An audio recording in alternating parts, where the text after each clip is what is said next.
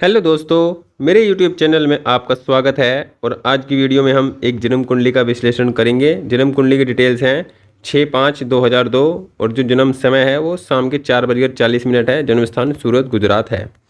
इनकी जो जन्म कुंडली बनती है वो कन्या लगन की बनती है। कन्या लगन में लगन और दशम के स्वामी बुध बनते हैं, जो कि जाकर नवम भाव में बैठे हैं और बहुत श्रेष्ठ स्थिति का निर्माण कर रहे हैं। यहाँ पर ये लगन को बलि कर रहे हैं, दशम भाव को बलि कर रहे हैं और भाग्य भाव को बलि कर रहे हैं, क्योंकि मित्र राशि में बैठे हैं मित्र के साथ। तो ये स्थिति बहुत अच्छी स्थिति है। ऐसा व्यक्ति भाग्यवादी होता है, भाग्य का उसको साथ समय समय पर मिलता रहता है और ऐसा व्यक्ति जीवन में अपने कार्य क्षेत्र में बहुत ऊंचे शिखर तक भी जाता है, क्योंकि नवम और दशम का एक राजयोग जैसा संबंध होता है और ये स्थिति बहुत अच्छी कुंडली में दिखाई पड़ रही है। इसके बाद देखिए आप कुंडली में जो पंचमेश है, पंचम का स्वामी नवम में बैठा है शनि, मतलब पंचम का स्वामी शनि नवम में बैठा है मित्र की राशि में मित्र के साथ। तो ये भी बहुत श्रेष्ठ स्थिति का निर्माण कर रहे हैं। ऐसे व्यक्ति के जीवन में पंचम भाव से संबंधित फलों की जो वृद्धि होती है, पंचम भाव से मतलब व्यक्ति की बुद्धि बहुत तेज होती है, व्यक्ति ज्ञान प्राप्त करता है, व्यक्ति की शिक्षा अच्छी होती है, व्यक्ति संतान के बाद व्यक्ति के जीवन में बहुत ज़्यादा उन्नति होती है, उसके विकास के जो द्वार हैं वो खुल जाते हैं और ऐसा व्यक्ति जीवन में बहुत अच्छी बुद्धि का होता है, क्योंकि पंचम भाव का बलि होना व्यक्ति के जीवन में बहुत जरूरी होता है। क्योंकि किसी भी और चीज़ की कमी व्यक्ति के जीवन में हो तो उस व्यक्ति के जीवन को आप जी सकते हैं, कह सकते हैं, लेकिन अगर किसी व्यक्ति के जीवन में बुद्धि की कमी होती है तो उसके जीवन में सब कुछ होकर भी कुछ ना होने जैसी स्थिति बन जाती है। लेकिन इनकी बुद्धि पंचम भाव की जो स्थिति है वो बहुत श्रेष्ठ स्थिति है और इनके जीवन में पंचम भाव के फल इनको भरपूर मिलेंगे। पंचम भाव से मतलब इनके जीवन में प्यार की स्थिति बनेगी। तो ये स्थिति यहाँ पर बनती है। देखिए नवम भाव का स्वामी शुक्र नवम भाव में बैठा है, तो ये श्रेष्ठ स्थिति है। ऐसे व्यक्ति का भाग्य जब से जन्म लेता है ऐसे व्यक्ति तब से भाग्य को पा लेता है। ऐसे व्यक्ति का भाग्य उसका समय समय पर साथ देता है, हमेशा साथ देता है, क्योंकि यहाँ पर नवम भाव का स्वामी नवम में बैठा है और चलित में भी कोई ग्रह इस जो भाव है परिवर्तन नहीं कर रहा है, किसी दूसरे भाव में नहीं गया है। तो ये एक श्रेष्ठ स्थिति यहाँ पर बनेगी। लग्नेश, पंचमेश और नवमेश तीनों बली अवस्था में है, श्रेष्ठ अवस्था में यहाँ पर दिखाई पड़ रही हैं। देखिए इनकी कुंडली में अगर हम देखते हैं कि चतुर्थ और सप्तम के स्वामी गुरु बनकर दशम भाव में बैठे हैं, तो ये गुरु यहाँ पर समस्या देने वाले ग्रह बनेंगे और ये चतुर्थ से समस्या देंगे, सप्तम से रिलेटेड समस्या देंगे और दशम भाव से रिलेटेड भी समस्या देंगे। क्यों देंगे? क्योंकि गुरु दशम भाव में कारक होते हैं और ये कारक भाव में बैठे हैं और अपनी राशि में नहीं है, तो इसलिए क्या करेंगे, भाव नाश की स्थिति को करेंगे। और भावनाश की स्थिति में ये दशम भाव के फलों को तो कम करेंगे ही, दशम भाव से संबंधित व्यक्ति को जीवन में समस्या देंगे और प्रॉब्लम देंगे। व्यक्ति के कार्य क्षेत्र में स्थिर नहीं होने देंगे, व्यक्ति के कार्य क्षेत्र को बहुत लंबे समय के बाद स्थिर होने देंगे। लंबे समय तक व्यक्ति को बिना काम के या छोटे मोटे काम करके ही जीवन की स्थिति को गुजारना पड़ेगा, लेकिन थोड़ा समय गुजारने के बाद व्यक्ति के जीवन में जो उन्नति है वो बहुत श्रेष्ठ स्थिति में हो जाएगी। लेकिन ये कार्य क्षेत्र में प्रॉब्लम शुरुआत में देंगे जरूर, ये स्थिति यहाँ पर बनती है।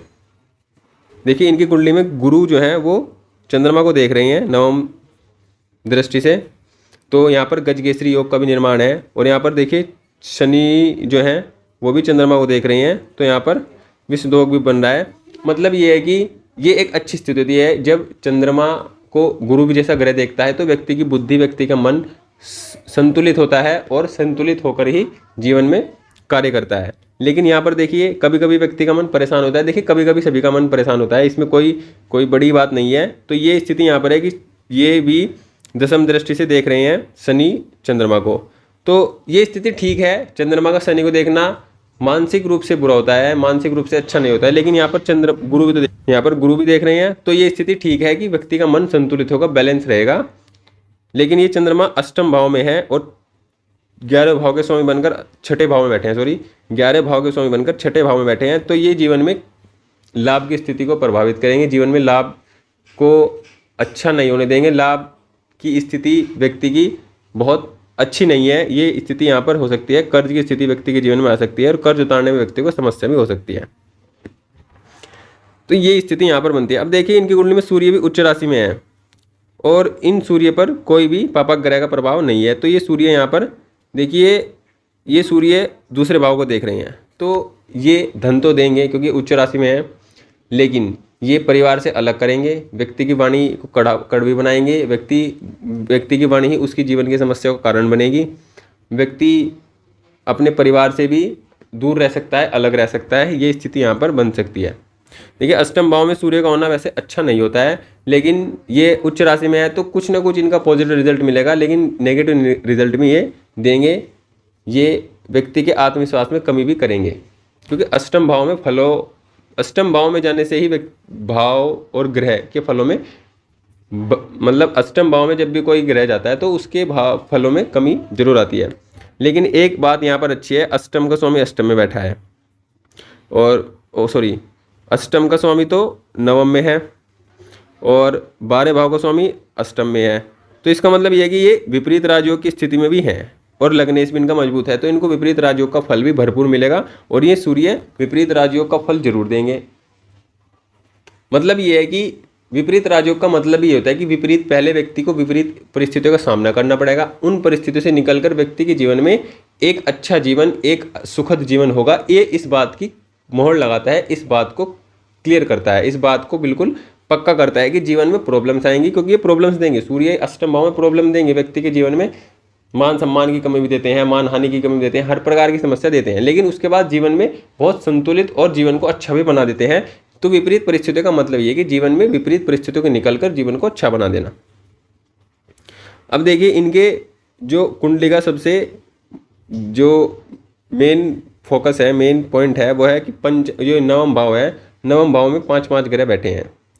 अब देखिए यहाँ पर ये भाव बली है, बली इसलिए है क्योंकि शुक्र इसी भाव में बैठे हैं और इसी भाव के मालिक हैं। तो ये स्थिति बहुत श्रेष्ठ है, व्यक्ति के जीवन में भाग्य का साथ उसको हमेशा मिलेगा। देखिए वर्तमान में 7.5 जरूर चल रही है, वर्तमान में परेशानियाँ इनकी लगातार बनी हुई होंगी, जो 7.5 के खत्म होने के बाद इनकी परेशानियाँ धीरे धीरे समाप्त हो जाएंगी, लेकिन इनको भाग्य का साथ हमेशा मिलेगा क्योंकि भाग्य भाव स्वामी भाग्य भाव में बैठा है। अब देखिए इनका भाग्य भाव स्वामी में शनि है, बुध है, शुक्र है और राहु है, चारों ग्रह मित्र हैं और चारों ग्रह अगर एक साथ बैठते हैं तो बहुत, क्योंकि देखिए अगर 4 एक साथ लड़ने वाले व्यक्ति एक साथ हों, जो एक ही पार्टी के हों या एक ही ग्रुप के हों, तो उसकी पावर बहुत ज़्यादा हो जाती है। तो ये स्थिति बहुत श्रेष्ठ स्थिति यहाँ पर बन रही है। यहाँ पर देखिए ये अष्टम के स्वामी हैं और नवम में जाकर बैठे हैं, तो ये भाग्य को परेशान करेंगे। परेशान तब करेंगे जब इनकी दशा अंतर दशा होगी, अदरवाइज ये इतना परेशान नहीं कर पाएंगे। और इनकी दृष्टि देखिए, ये अपने भाव को भी देख रहे हैं, तीसरे भाव को। तो व्यक्ति मेहनती होगा, पराक्रमी होगा, एफर्ट लगाने वाला होगा, बार बार प्रयास करने वाला होगा। ऐसा नहीं है कि एक बार काम किया, प्रयास किया तो छोड़ दिया, बार बार काम करने वाला होगा। मंगल का तीसरे प्रभाव पर प्रभाव खुद की राशि को देखना एक श्रेष्ठ है। व्यक्ति के छोटे भाई को सुखों में कमी हो सकती है, लेकिन व्यक्ति जीवन में अपनी मेहनत, अपने पराक्रम से जीवन में सफलताएं प्राप्त जरूर करेगा। देखिए इनके कुछ क्वेश्चंस भी हैं। तो इनका जो पहला क्वेश्चन है वो क्वेश्चन है कि क्या इनकी लव मैरिज होगी। इनका पहला क्वेश्चन ये है कि प्रेम विवाह से संबंधित इनका क्वेश्चन देखिए। पंचम भाव का स्वामी शनि और सप्तम का स्वामी गुरु, इन दोनों का आपसी संबंध देखिए कैसा है कि ये गुरु हैं और ये शनि है, एक दूसरे का संबंध द्वितीय द्वादश बन रहा है, जो कि लव मैरिज के लिए एक संकेत नहीं है कि इनकी लव मैरिज की स्थिति बन सकती है। दूसरे में बात करते हैं कि अगर शुक्र का प्रभाव अच्छा हो, शुक्र का प्रभाव अच्छा तो है लेकिन वो नवम भाव में है। देखिए नवम भाव में जब शुक्र होता है तो ये पाया गया जाता है कि ऐसे व्यक्ति का जो वैवाहिक जीवन है वो लेट ही शुरू होता है। और यहाँ पर देखिए शुक्र राहु के साथ में है, तो इनकी स्थिति में, इनके जीवन में प्रेम की स्थिति बनेगी, लेकिन प्रेम में सफलता प्राप्त होना इनकी कुंडली में बहुत श्रेष्ठ नहीं है, बहुत अधिकतर दिखाई नहीं पड़ता है कि इनके जीवन में प्रेम विवाह की स्थिति बने, क्योंकि नवम भाव में बैठे ग्रह प्रेम विवाह की स्थिति को इतनी आसानी से नहीं बनाते हैं। व्यक्ति के जीवन में प्रेम विवाह की स्थिति को बहुत संकट में डाल देते हैं। अब देखिए अगर इसी चीज़ को हम नवमांश में देखते हैं तो नवमांश में देखिए अगर हम पंचम के स्वामी की बात करते हैं तो शुक्र, नवम के स्वामी की बात करते हैं तो गुरु। अब शुक्र और गुरु देखिए, ये शुक्र हैं और ये गुरु हैं, इनका संबंध आपसी केंद्र का बन रहा है। तो ये स्थिति कुछ ठीक सी बन रही है।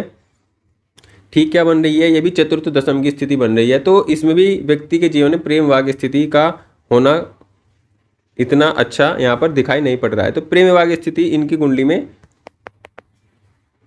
बहुत मुश्किल से बन पाएगी या बहुत नहीं के बराबर ही बन पाएगी। देखिए इनकी कुंडली में प्रेम हो सकता है, इनके जीवन में प्रेम हो सकता है, लेकिन प्रेम में सफलता हो, प्रेम का विवाह में परिणत होना, ये बहुत मुश्किल है, बहुत इतना आसान नहीं है। अब हम बात करते हैं इनका अगला क्वेश्चन, इनका विवाह कब होगा। तो विवाह की अगर हम बात करते हैं, देखिए इनको वर्तमान में जो दशा चल रही है वो चल रही है गुरु की, और गुरु की दशा,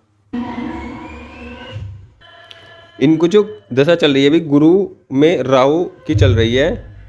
तो अब गुरु में राहु का मतलब है कि इनकी दशा जो है, गुरु की दशा 2024 के तीसरे महीने तक समाप्त हो जाएगी, और समाप्त होने के बाद इनकी जो दशा शुरू होगी वो शनि की दशा शुरू होगी। अब शनि की दशा इनके लिए अच्छी होगी क्योंकि लग्नेश के मित्र है, पहली बात। दूसरी बात, पंचम के स्वामी होकर 9 में बैठे हैं, श्रेष्ठ स्थिति का निर्माण यहाँ पर कर रहे हैं। तो ये स्थिति यहाँ पर बनती है कि इनकी कुंडली में जब शनि की दशा आएगी तो धीरे धीरे इनके सभी काम होंगे, क्योंकि शनिदेव का प्रभाव होता है कि व्यक्ति को धीरे धीरे प्रभाव देना।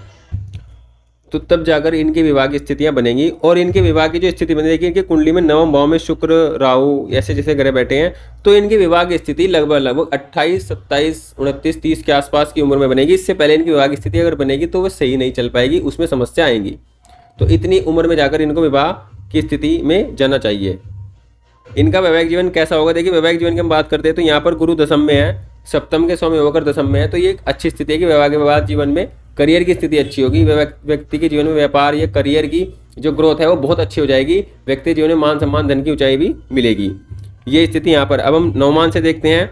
देखिए नवमान में भी देखिए यही स्थिति बन रही है, सप्तम के स्वामी होकर दशम में अपने राशि में बैठे हैं। तो ये एक श्रेष्ठ स्थिति, ये पक्की है, कन्फर्म है बिल्कुल कि इनके विवाह के बाद इनके जीवन की स्थिति बहुत श्रेष्ठ हो जाएगी। विवाह के बाद इनके जीवन में मतलब जो विवाह के बाद जीवन की जो मतलब ऊंचाई है, धन, मान, सम्मान और हर प्रकार की जो सुख सुविधाएं, हर प्रकार की जो इनकी स्थिति है वो अच्छी हो जाएगी, क्योंकि इनकी कुंडली में सप्तम का स्वामी दशम में, लगन में भी है और नवमांश में भी है।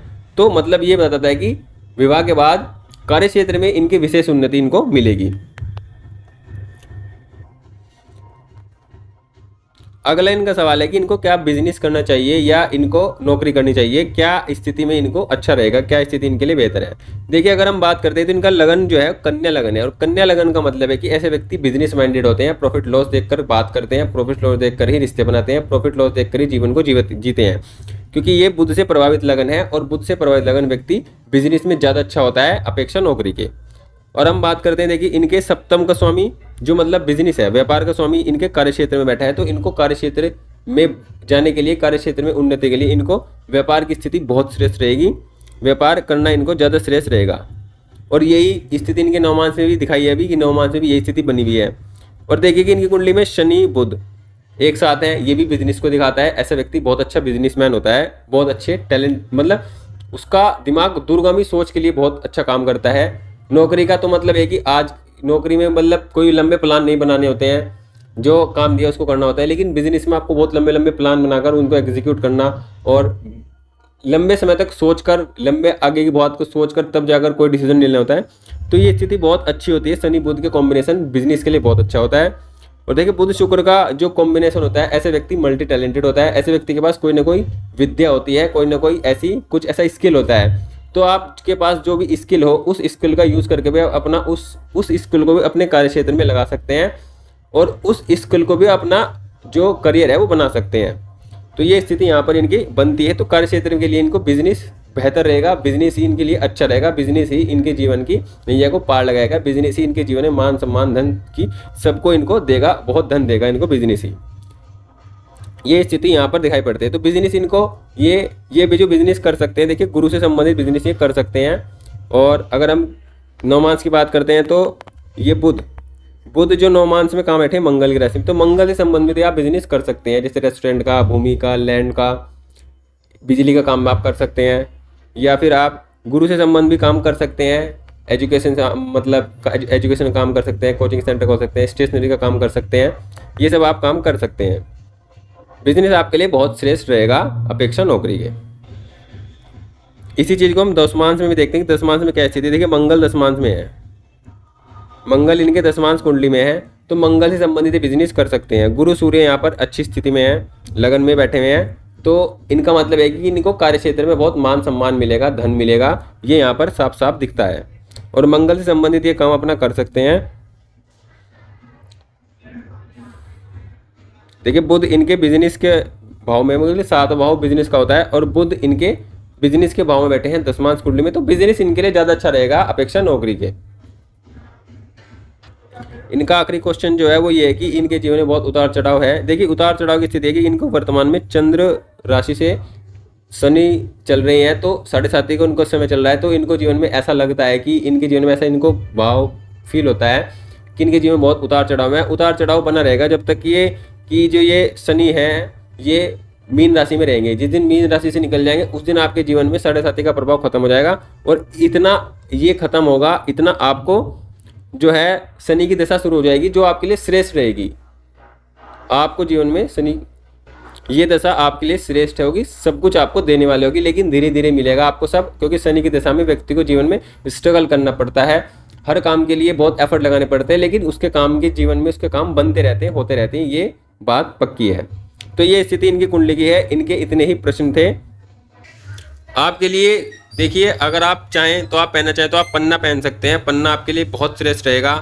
और पन्ने के साथ साथ अगर आप पहनना चाहें तो आप पन्ने के साथ साथ अगर आप पहनना चाहें तो आप ओपल भी धारण कर सकते हैं। ये 2 रत्न आपके लिए बहुत श्रेष्ठ रहेंगे, बहुत अच्छे रहेंगे, इनको आप धारण कर सकते हैं। और आप जीवन में एक काम करिए, आप प्रत्येक बुधवार गणेश जी की पूजा जरूर कीजिए, ये आपके लिए श्रेष्ठ रहेगा और आपको जीवन में सभी कुछ देने वाला होगा, सभी प्रकार के जीवन के आपके जो कष्टों को हरने वाला होगा। एक ही उपाय आप करते रहिए, मतलब ये आप करते रहिए, हमेशा करते रहिए, क्योंकि बुध आपके बहुत अच्छे हैं और जीवन में आपको बहुत श्रेष्ठ सफलता भी देंगे। तो आप जीवन में दुर्गा जी की उपासना और गणेश जी की उपासना करते रहिए, और आप पन्ना और ओपल रत्न धारण कर सकते हैं, इसमें आप कोई दिक्कत नहीं है, क्योंकि दोनों अच्छी स्थिति में अच्छे भाव में बैठे हैं। ये स्थिति यहाँ पर दिखाई पड़ती है। बाकी आपको कोई और विशेष उपाय करने की या विशेष कोई काम करने की जरूरत नहीं है। आपकी कुंडली बहुत बेहतर कुंडली है, बहुत अच्छी कुंडली है। और जैसे शनि की आपकी दशा शुरू होगी और शनि में शनि का अंतर खत्म होकर दूसरे ग्रहों का जो अंतर शुरू होगा, तो आपको जीवन में सब कुछ मिलना शुरू हो जाएगा, सब आपके जीवन के काम बनने शुरू हो जाएंगे। आपके जीवन की समस्याएं लगभग समाप्त होती होती धीरे धीरे समाप्त होंगी, लेकिन आपको पेशेंस रखकर जीवन में काम करने होंगे। आपका जो जीवन है वो अच्छा है। Thank you. और भी कोई इनको जो सलाह देना चाहे दे सकता है, बता सकता है, जिस भी प्रकार की इनको सलाह जो भी व्यक्ति देना चाहे। और आप अपनी जो डिटेल है वो कमेंट में दे सकते हैं, आपकी कुंडली का भी इस प्रकार विश्लेषण हो सके। Thank you. और वीडियो को लाइक करें, चैनल को सब्सक्राइब जरूर करें। Thank you.